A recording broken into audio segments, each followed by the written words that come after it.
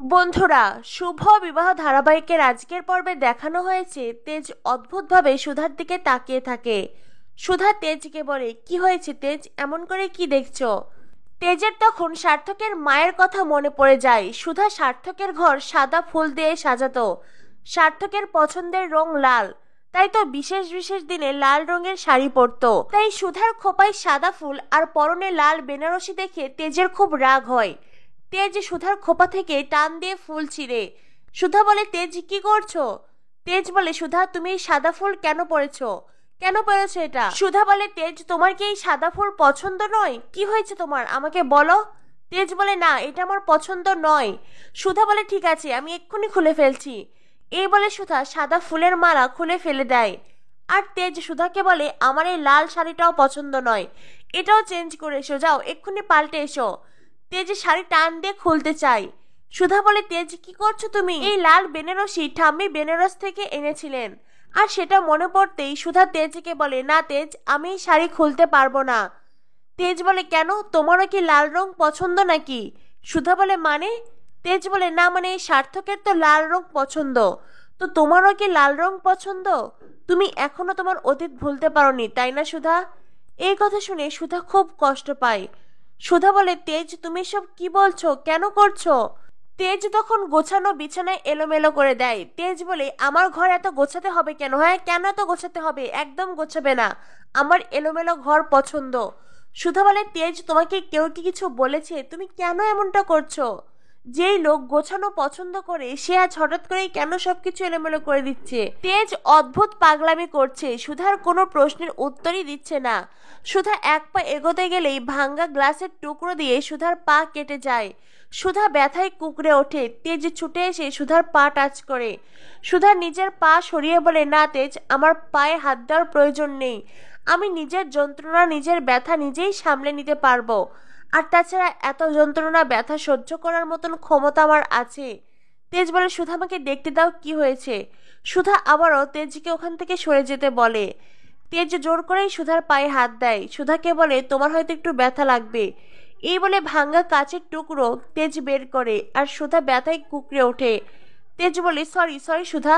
সুধা বলে, কোন ব্যথার জন্য সরি বললে তেজ? কথাটা শুনে তেজ সুধার দিকে তাকায়। সুধা বলে, তেজ আমি জানি একজন ডিভোর্সি মেয়েকে বিয়ে করা যায়, কিন্তু তাকে ভালোবাসা যায় না। সুধা বলে, তেজ তোমার মনে যে দ্বিধা তৈরি হয়েছে সেটাই হয়তো ঠিক, এটাই হয়তো স্বাভাবিক। তাই আমিও চাই না তুমি নিজের মনের বিরুদ্ধে গিয়ে স্বামীর কর্তব্য পালন করো। তেজ বলে, না সুধা, বিষয়টা এমন নয়, আমি তো সবকিছু জেনে বুঝেই তোমাকে ভালোবেসেছি।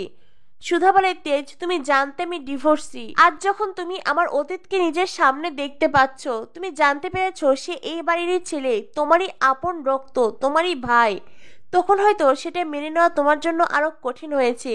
তবে আমিও তোমাকে মনের বিরুদ্ধে জোর করে ভালোবাসতে বলবো না তেজ। তুমি যেই দিন মন থেকে সবটা জেনে বুঝে মেনে আমার কাছে আসতে পারবে, সেদিনই আমি তোমার কাছে আসব। আর আমি সেদিনের অপেক্ষাতেই রইলাম। এই বলে সুধা ওখান থেকে সরে গিয়ে সোফায় গিয়ে শুয়ে পড়ে। আর তেজ নিজের কপালে হাত দিয়ে বসে থাকে। তেজ মনে মনে ভাবে, আমি তো সবকিছু জেনে বুঝেই সুধাকে ভালোবেসেছি, তবে আমি কেন এতটা রিয়াক্ট করলাম? কেন আমার এত রাগ হলো? আমি কেন নিজেকে সামলাতে পারলাম না? আমি নিজের অজান্তেই সুধাকে বড্ড কষ্ট দিয়ে ফেলেছি। সুধা, আমাকে একটুখানি সময় দাও, আমি সবকিছু ঠিক করে ফেলবো। অন্যদিকে জ্যোৎস্না দিয়ে সমুদ্র, ঝিনুক সকলেই চিন্তিত। তেজ সুধার ঘর থেকে আবারও ঝগড়ার আওয়াজ। তারা কি করে তেজ সুধাকে কাছাকাছি আনবে? তখনই সেখানে ঠাম্মি আসাতে সকলে ওখান থেকে চলে যায়। ঠাম্মিও মনে মনে ভাবেন কি করে তেজ সুধাকে এক করা যায়। এজন্যই হয়তো ঠাম্মি তেজ সুধাকে গ্রামের বাড়িতে পাঠানোর প্ল্যান করছেন, যাতে করে ওখানে দুজনে একে অপরকে জানতে পারে, বুঝতে পারে, চিনতে পারে। আর সেজন্যই সকালবেলা গজাননের পূজা শেষে ঠাম্মি সুধার হাতে গ্রামের বাড়ির চাবি তুলে দেন। আর সুধাকে বলেন, ওই বাড়িতে একটা সময় জাঁকজমক করে লক্ষ্মী পুজো হতো, কিন্তু মায়ের মূর্তি চুরি হয়েছে, তারপর থেকেই পুজোটাও বন্ধ হয়েছে। আমি আজও জানি না ওই মূর্তি কে চুরি করেছে, তবে আমি যতদিন বেঁচে থাকবো আমি প্রার্থনা করব ওর কখনো ভালো হবে না। সার্থকের মা মনে মনে বলতে থাকে, ওই বহুমূল্যবান মূর্তি তো আমিই চুরি করেছিলাম মা, তবে মূর্তিটা এখন আমার হাতে আসেনি, আপনাদের ওই বাড়ির স্টোর রুমে এখনো আছে। আপনি তো এই বাড়িতে তালা লাগিয়েছেন, তাই আমি সঠিক সময়ে মূর্তিটা বের করতে পারিনি, তবে এইবার ওই মূর্তি আমাকে বার করতেই হবে। অন্যদিকে সুধা ঠাম্মিকে কথা দেয়, ঠাম্মি যে করেই হোক এই মূর্তি আমি খুঁজে বার করবই।